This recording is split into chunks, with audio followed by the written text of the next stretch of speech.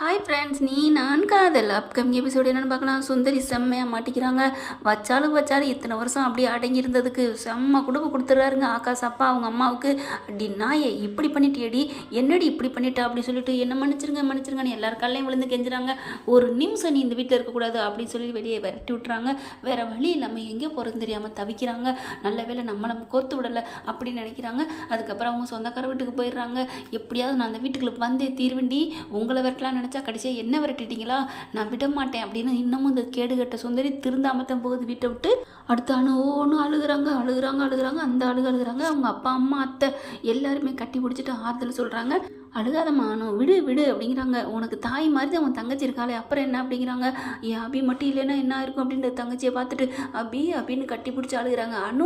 என்ன ஏக்கா நீ அதெல்லாம் பேசக்கூடாது, நான் இருக்கல எதுக்கு அப்படி இல்லை, நீ மட்டும் இப்படி பண்ணலைன்னா நானே ஒரு கட்டத்துக்கு மேலே மென்டலாக தெரிஞ்சேன் அப்படின்னு அழுகுறாங்க. சரி விடு அப்படிங்கிறாங்க. அவங்க அப்பா அம்மாட்ட நாங்கள் எங்கள் பிள்ளைய கூட்டிகிட்டு போகிறோம் அப்படிங்கிறாங்க. வேணாம்மா, அதான் அவளே போயிட்டால, அதனால் நீங்கள் விடுங்க அப்படிங்கிறாங்க பாட்டி. இருந்தாலும் நாளை பின்ன அவங்க வருவாங்க தான், வந்து மறுபடியும் பழைய பகையை நினச்சிக்கிட்டு ஏதாவது என் பிள்ளைய பண்ணிட்டா அதெல்லாம் நாங்கள் 3 பேர் கீழே விட்டுருவோமாம்மா அப்படிங்கிறாங்க. வேறு வழியெல்லாம் மனசே இல்லாமல் அங்கேருந்து கிளம்பி போகிறாங்க.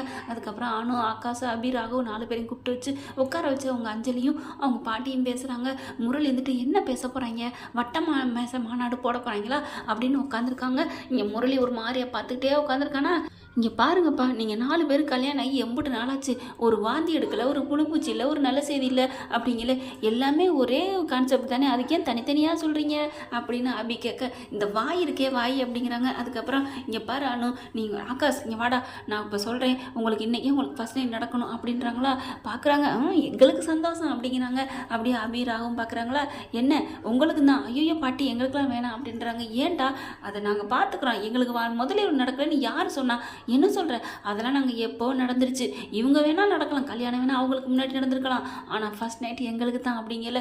அபி எப்போ நடந்துச்சு, பயப்புள்ள பொய் சொல்லுதே, சரி ஏதோ சொல்லுது அந்த முரளி வயிறுறானா, இருக்கட்டும் நம்மளும் கொஞ்சம் எண்ணெயை ஊற்றுவோம் அப்படின்ட்டு.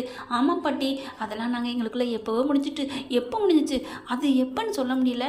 நாங்கள் ரெசார்ட்டுக்கு போனோமே அப்பவா, இல்லை ஒரு வாட்டி ஷூட்டிங் நடந்து முடிஞ்சு வந்தோமே அப்பவா, தெரியல பாட்டி, அதெல்லாம் முடிஞ்சு பழைய இரவுகள் ஆயிடுச்சு, இப்போ போய் புதுசாக சொல்லிக்கிட்டு போங்க பாட்டி அப்படிங்கிறாங்க.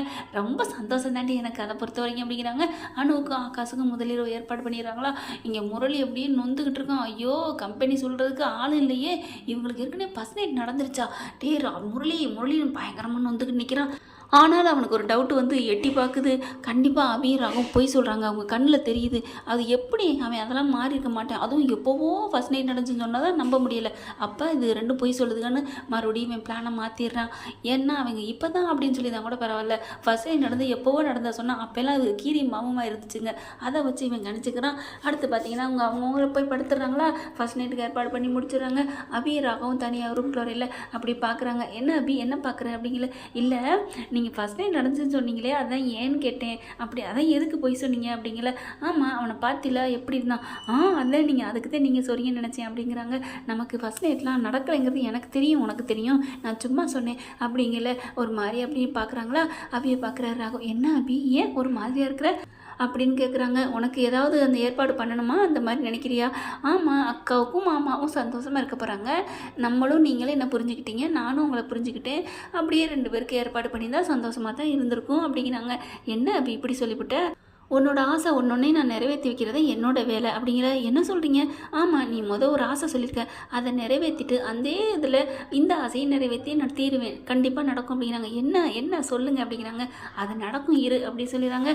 காலையில் பார்த்தீங்கன்னா வீட்டில் எல்லாத்தையும் சொல்லிவிட்டு நாங்கள் கிளம்புறோம், ஒரு இடத்துக்கு போகிறோம் அப்படின்னு கிளம்பி போயிடுறாங்க. போனது எங்கே போனாங்க தெரியுமா, கோயம்புத்தூர். ஏற்கனவே சொல்லியிருந்தோம் இல்லையா, கோயம்புத்தூருக்கு போயிடறாங்க. அந்த தாத்தா பாட்டி பொன்வண்டு சொல்லுவார், அங்கே போயிருக்கிறாங்க.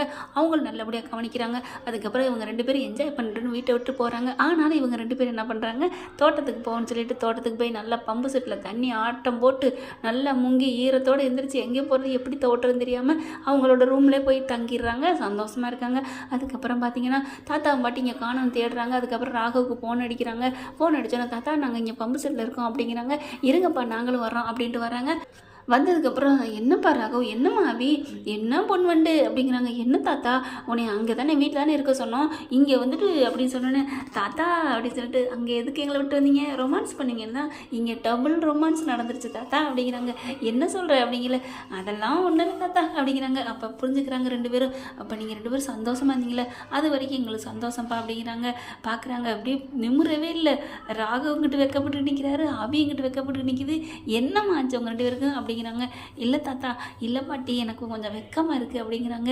என்னடி தங்கம் அப்படின்னு சொல்லிட்டு, பொன்வண்டு நீனா ஆம்பளை பையன் மாதிரி பயம் மாதிரி திருவியே, இப்போ என்ன வெக்கப்படுற அப்படிங்கல.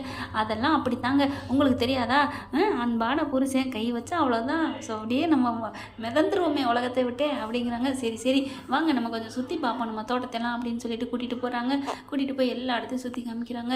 இதை பாருங்கள், இது தென்னை மரம், இது மாலை மரம் அப்படின்னு ஒன்றுனா காமிச்சிட்டு இருக்காங்க. இவ்வளவு நீங்களே பார்க்குறீங்களா? ஆமாம். எப்படி தாத்தா அப்படின்னு ராகவ் கேட்குறாங்க. ஹலோ, நாங்கள் வந்து பார்க்குறோன்னா பார்க்குறது தான், வேலையாள் வச்சு பார்ப்போம்பா அப்படிங்கிறாங்க. பரவாயில்லையே, இது பூரா உங்களுக்கு தானே? ஆமாம் அப்படிங்கிறாங்க. அப்படி சந்தோஷம் பார்க்குறாங்க, பேசிக்கிட்டே வர்றாங்க. வந்துக்கிட்டு இருக்கலையே வரப்பு, வயல் வரப்பு இருக்கு இல்லையா, அதில் வந்துட்டு இருக்கலையே பார்த்தா அபி வந்து சட்டக்குன்னு வலிக்கி விட்டு விழுந்துடுறாங்க. விழுந்த கையோட ஐயோ அப்படின்னு சொல்லி வேகமாக தாங்கி பிடிக்கிறாரு. தாங்கினாலும் கால் அப்படியே சட்டார்னு உடஞ்சிருதா. அதுக்கப்புறம் தூக்கி பிடிச்சிடுறாங்க. நானா அப்படின்னு பாட்டு ஓடுது. பாட்டிக்கும் தாத்தாவுக்கும் வெக்க தாங்கலை. அப்படியே ரொம்ப அவங்க வைக்கப்படுறாங்க. அதுக்கப்புறம் இந்த அபி ராகவும் மெல்ல அப்படியே ஒருத்தர் வச்சக்கன்னு வாங்காமல் பார்க்குறாங்க. ஆனாலும் அப்படி திரும்பி பார்க்குறாங்களா, இங்கே பாட்டி இந்த அர்த்தம் வைக்கப்பட்டு சே சே சே சே சே அப்படின்னு குனிஞ்சுக்கு நிற்கிறாங்களா. அப்படியே இவங்களுக்கு அப்படி அடகார்னு அபியை விட்டுறாரு. விட்டோன்னு மறுபடியும் விழுக போகிறாங்க. அப்படி மறுபடியும் தாங்கி பிடிக்கிறாங்க. அப்படியே ரெண்டு பேரும் டச்சிங் ஆயிடுது. மறுபடியும் தாங்கி பிடிக்க ரெண்டு பேருமே கீழே விழுந்துடுறாங்க. நல்லா சகதியில் விழுந்து உருண்டுறாங்க. அப்படியே வயலில் அப்படியே நாற்றெல்லாம் நட்டுருக்காங்க இல்லையா,